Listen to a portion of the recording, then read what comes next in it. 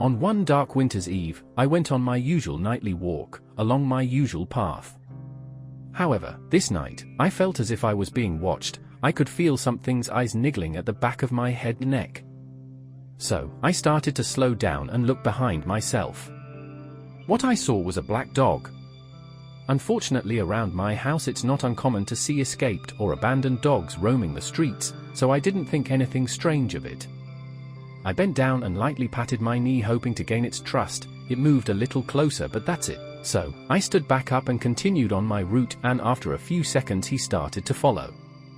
He kept pace with me, acting as if he was my loyal companion. Yet, when we passed the crossroads, I felt as if something was amiss. And I turned to the side, and upon not seeing the dog, I quickly turned to look behind myself. And when I did, I made eye contact with the dog and watched as it quickly disappeared, leaving behind only a whiskey cloud of smoke. What do you think it was? Was it just a young man's tired mind exhausted from a vigorous fitness routine? Or did he encounter the ghost of a dog? Let us know in the comments, and as always, keep it judgment-free.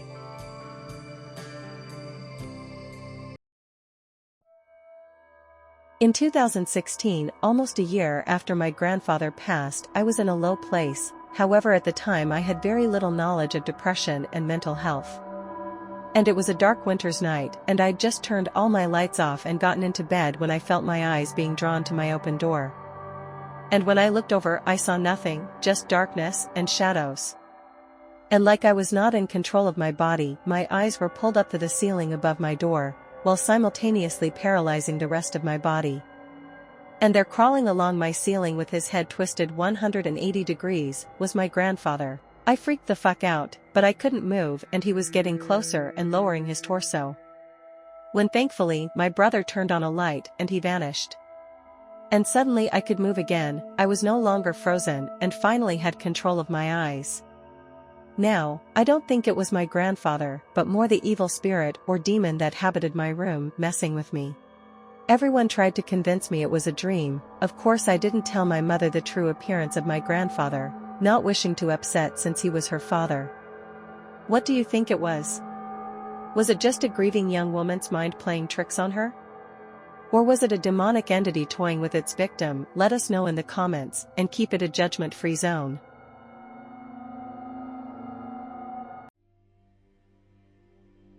Towards the end of 2019 and the beginning of 2020, I seemed to be getting an influx of dreams about myself becoming an uncle. It first started where I was driving a little girl somewhere and she was calling me her uncle. I had multiple reoccurring nights of this very dream. Yet, I thought nothing of them at the time. But then, it started to feel as if there was an extra presence, something other, always tickling at my awareness. Then suddenly in May of 2020 my sister was rushed off to the hospital. At the time I simply thought she just had extremely bad period pains, as that wasn't uncommon for her. But later that night I was awoken by my mother and father rushing around the house, in a frenzied sort of panic daze. I walked up the stairs to go investigate, which is when my mother informed me that I was now to be an uncle. It's been 4 years since then, and every day my niece more and more resembles that little girl from my dreams. Due to those dreams and my seeming awareness of her before she was born, we've always had a strong bond. To the point where it feels like I've known her forever, almost feels like I've known her for an eternity. Now I don't know if my sister knew she was pregnant, but she certainly never told any of us. And there were no obvious signs of a pregnancy, so it really was a surprise to my whole family. And yet something wanted me to know. What do you think it was? Did this man know his niece was soon to be born before anyone else? Or was it merely a coincidence? Let us know in the comments, and as always, keep it judgment-free.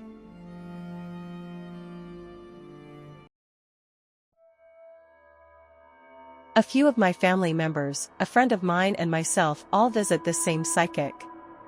A psychic who seems to have a genuine gift. And one visit with my friend, the moment we entered her house, I felt a presence other than us and her. I kept looking around, yet saw nothing. But I could get a sense on it. It started off across the room from where my friend and I were sitting on the couch. But it was only when I felt it hovering over my shoulder that I spoke up to ask if something was there.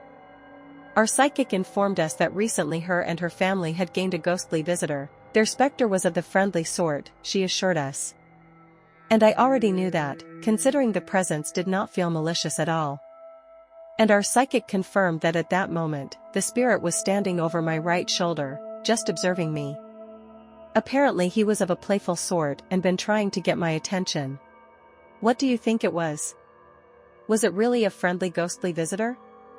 Or was it simply the wishful thinking of believers? Let us know in the comments and keep it a judgment-free zone.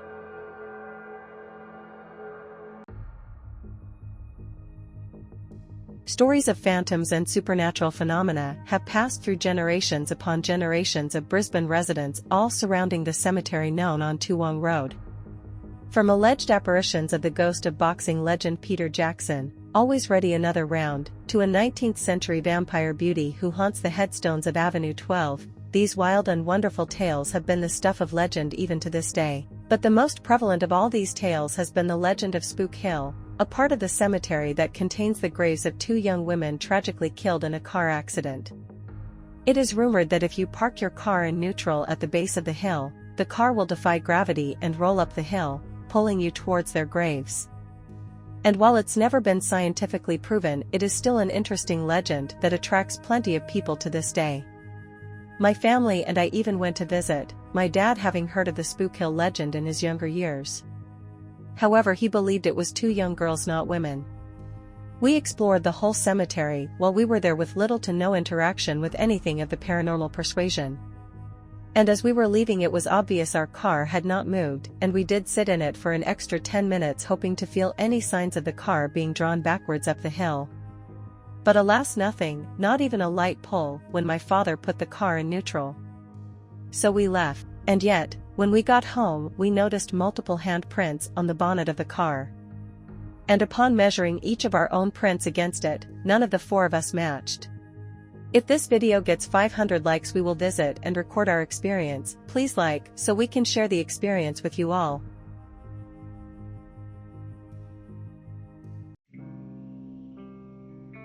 Bago Road Jail, Dutton Road, Queensland, Australia. This jail houses a rich history, pressed quite literally within its very walls. This rich tapestry goes all the way back to July of 1883. And has housed many prisoners, from actors, to drunks, to thieves, to murderers, and other fouler crimes. Such noteworthy prisoners include Honourable Gordon Brown, a former president of the Australian Senate; James Finch and Andrew Stewart, the Whiskey Au Go-Go murderers; Nathan Jones, actor and professional wrestler; Debbie Kilroy, prisoner rights activist, founder of Sisters Inside; Patrick Kenneth, also known as Queensland's last bushranger; Michael Peterson, Australian surfing legend; Wayne Michael Ryan, convicted multiple bank robber who escaped Bago Road Jail twice, 1988 and 1989. Ellen Thompson, the only woman hanged in Queensland yet. Bago Road Jail was infamous for the way it treated its prisoners, with tiny cells shared with multiple cell mates, threats of hangings, and of course follow-throughs. And unfortunately, not all these hangings were clean, some resulted in decapitations, and worst of all, these hangings were performed in prisoner houses before every convict in their building. To watch as a fellow prisoner and human being was killed in their home before their very eyes. There were many riots and shutdowns of this prison, due to the treatment of the inmates imprisoned inside. Division 2 was closed in 1989. While Division 1 was closed in 1992 and was later demolished in 1996, and the women's prison further operated until 2000 and was later also demolished in 2006. Since 1998, Bago Road has been a go-to destination for all those who believe in the paranormal, hosting many tours for any brave enough to venture within its walls. The jail is said to be haunted by the last man that was hung in the early 20th century, as well as by the 44 men who were executed in cell number 4. There was even said to be a cat spirit haunting the courtyard that many people had felt and seen before us. My cousin said she saw and felt it. And some others in the tour let off sounds of surprise and excitement when they exclaimed they'd felt something brush against them. The cat apparently also had a real liking to our guide. There was even a known shadow figure that haunted the grass area between the prison and the wall housing the watchtowers. where my cousin and I could have sworn we saw and felt it, but nothing turned up on our phones when we took pictures and videos. It was an amazing experience, learning all the history and literally being within its walls and allowed to touch a piece of it. It was also amazing being able to so clearly see something other. Whether it's real or not to you, it is still an amazing experience to have and be a part of.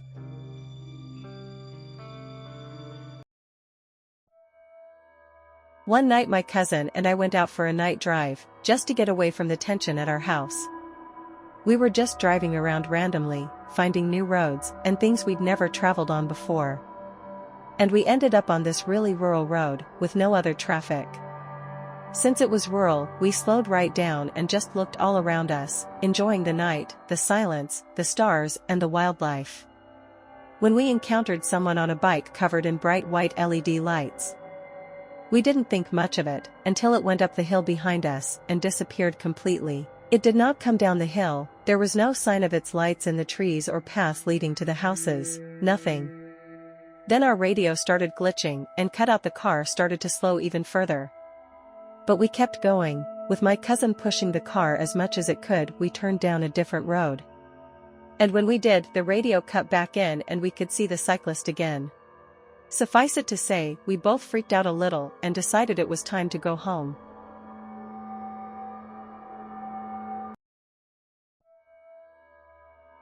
One dark and still night in 2018, my friends and I were hanging out, just relaxing and drinking, when we got bored. So, we decided to go for a walk. Since it was close to our friend's house, we decided to venture to a lookout point on a mountain. It was an extremely long walk and up a dark winding road, but in our slightly addled minds, we saw nothing wrong with it. The road up was closed and locked up as it was late at night. Eventually, we made it to the top and took plenty of pictures of the breathtaking view. Having had our fill, we decided to head out and started walking back down the mountain.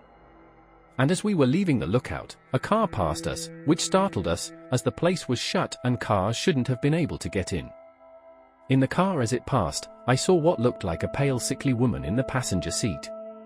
She was completely drenched in sweat and her eyes were glazed over. I was already sobering up from the long walk, but that sight really did it.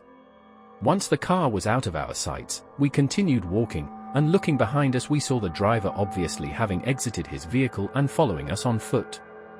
It freaked us out, so we picked up the pace, trying to keep out of his range. After about 10 minutes of our fast-paced walking, we all ducked around to check behind us and thankfully the man was gone.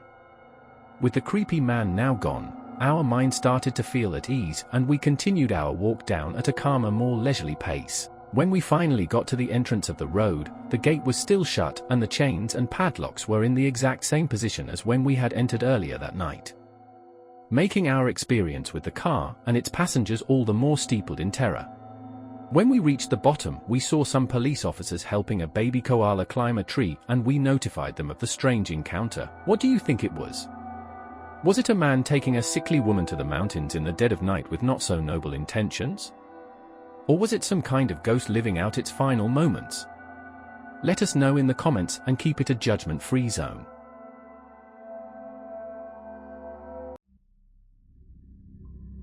One night when I was 17 years old, I was struggling to fall asleep, as I had been having a tough time adjusting to my new medication. This specific medication only seemed to make my issues worse. And as I was lying in bed, trying to force myself into slumber, a ghostly pale white face suddenly appeared right before my eyes. I simultaneously jolted back and closed my eyes, and when I opened them it was gone. But that didn't make me feel better, so I raced out of my room to my mother for some safety and reassurance. I found her in the living room watching TV, but unfortunately she just told me to go back to sleep. Dejected, I went back to my room, dreading what I'd see. Thankfully that was the last of seeing that face that night. Unfortunately, it wasn't the end of the visits from that creature, as to this day I sometimes still see them, haunting my bedroom, and I've been off that specific medication for a long time now. What do you think it was? Was it hallucinations brought on by medications a teenager shouldn't be taking? Or was it an otherworldly creature trying to make this kid more miserable? Let us know what you think in the comments, and as always, keep it judgment-free.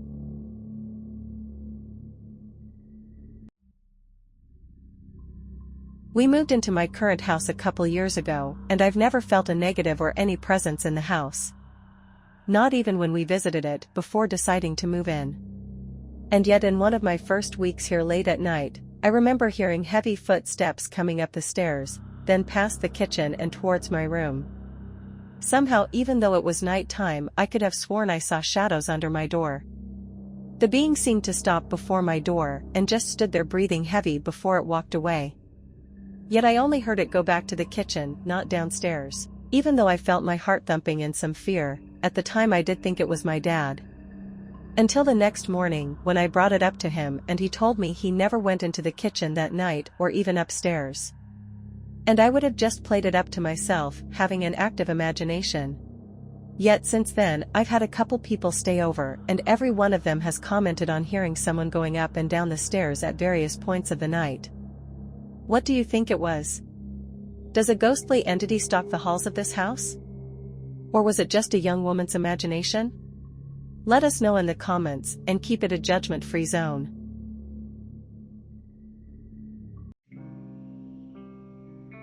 On one of the first weeks, after my father and I had moved houses, we were walking our dog at night. And we were on the last street before we turned into our housing complex, when I saw it. I just glanced to the right of us, across the road, when I could have sworn I saw a large gray-blue object land in a small flourishing tree. I blinked and stared harder, trying to find whatever I'd seen amongst the dense leaves. But nothing. I was so entranced that I hadn't realized my dad and our dog had gotten quite ahead of me. So I shook off the stare down and increased my speed to catch up. And that's when I saw the blur again dart in front of us and disappear on the roof of the house closest to us. It was so fast, I'd only barely managed to track it as it darted. I felt goosebumps sprout across my entire body, along with the hairs along the back of my neck standing up. Somehow I just knew it was watching me. Again though, I could not spot out its figure on the roof. It was as we were passing that house and on to the next when I saw it take off into the sky, and it was even bigger than I had originally thought. It seemed to have taken off slow enough this time for me to get a proper glimpse. It was completely gray, with large bat-like wings. We continued on and turned down the road onto our street, and I finally felt the chill leave and started talking with my dad. When our dog quickly glanced to the left, and there it was following us, flying between the rooftops. It disappeared again before we got to our house, and I just tried to brush off the whole experience. And I managed just that, until I was laying in bed that night, trying to fall asleep, when I got the full body goosebumps and the hairs raising along my neck. What do you think it was? Was it simply just a large bat? Or perhaps something otherworldly? Let us know in the comments, and as always, keep it a judgment-free zone.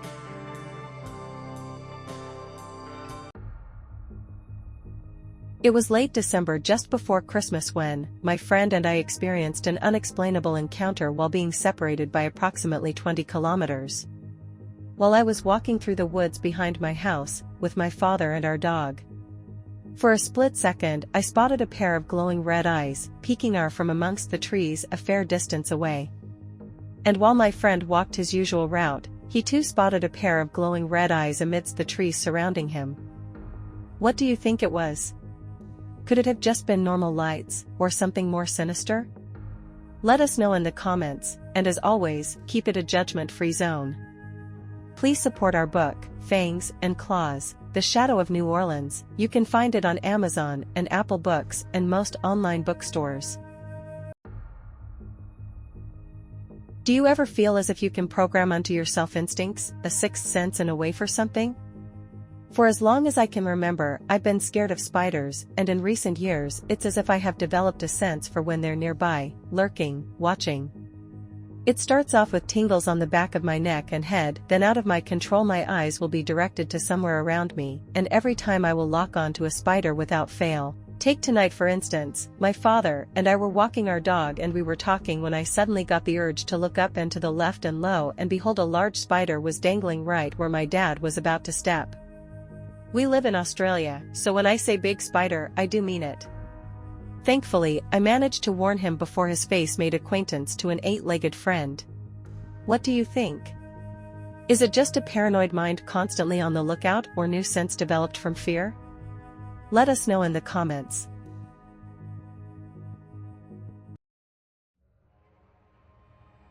Just a scant few days ago I was struggling to fall asleep in the early hours of the morning. And just as I was starting to finally drift off into blessed oblivion, I felt something lightly brush against my foot. While a light touch, it still felt as if someone had grabbed a hold of my foot. Unfortunately, that was not the end of my experience, as the next night something else happened. That night, one of my beloved niece's toys just kept turning itself on. It was a toy phone, one that could ring and play messages through all the buttons. And that night, it would not stop. Despite us turning it on and off, it somehow managed to ring the whole night. At some point I just had enough. So I grabbed it, wrapped it in a towel and locked it away in a cupboard. I could finally feel like I could breathe again. Unfortunately, just as I'd entered my room I noticed my scales go off. As if someone was standing on them, the scale indicated they only weighed 0.1 grams. While freaked out, at that point I was just too drained, so I just flopped into bed and passed out almost immediately. What do you think? Is this person haunted by a mischievous ghost? Or is there a more earthly explanation? Let us know in the comments.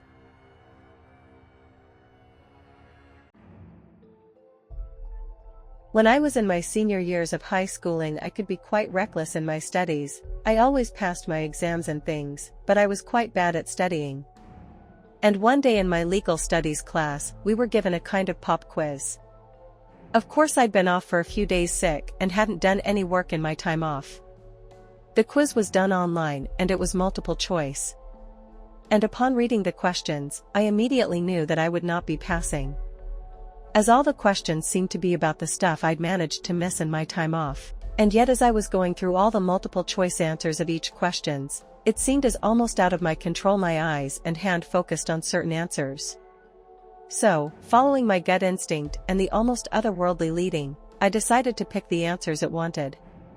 And amazingly, by the time I finished the exam, somewhat dazed from the experience, I had passed the test with over 80%. What do you think it was? Was it simply a lucky guess? Or did she tap into some kind of psychic ability? Let us know in the comments.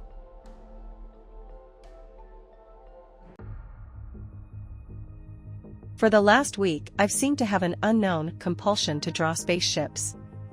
I didn't think nothing of it, having always been interested in space and the potential existence of other intelligent life out there. And it was only recently I found out that there have been sightings of UFOs in my area. The other night I also heard a high-pitched ringing sound that made my mind all fuzzy. What do you think is happening? Does she just really like spaceships? Or is something else going on? Let us know in the comments.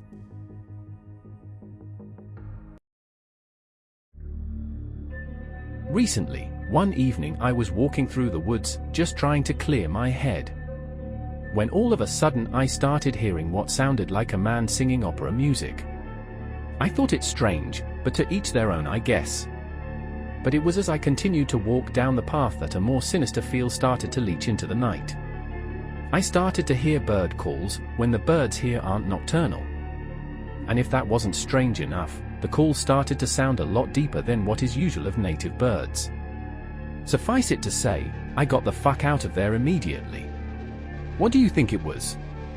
Was it just an odd coincidence, or is there something more strange in those woods? Let us know in the comments and keep it judgment-free. Please consider buying our book.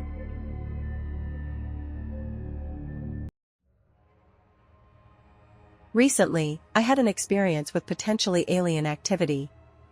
In the late hours of the night, I had finally put my iPad to rest to get some sleep, when I saw not one, but two bright flashes of light enter my bedroom through the blinds. And with the layout of my house, there was no way the light was from someone flaring a torch or anything at my bedroom window. Not from the neighbor's house or fence. And not only that, but it seemed to have only entered my room through one gap in my blinds. Since nothing seemed to follow the lights, I tried to ignore it and settle back down to sleep, considering I had an important appointment the next day. But it was as I closed my eyes, I started to hear banging, scratching, and a weird whirring/humming noise, with occasional nanosecond flashes of lights. And yet any time I opened my eyes to investigate, nothing. It would all stop. Eventually, I must have fallen asleep, because the next thing I know, I'm waking up the following morning. What do you think it was? Was it just a trick of the light? Or did she really have an encounter with aliens? Let us know in the comments, and keep it judgment-free. Please consider buying our book. Links are in the description.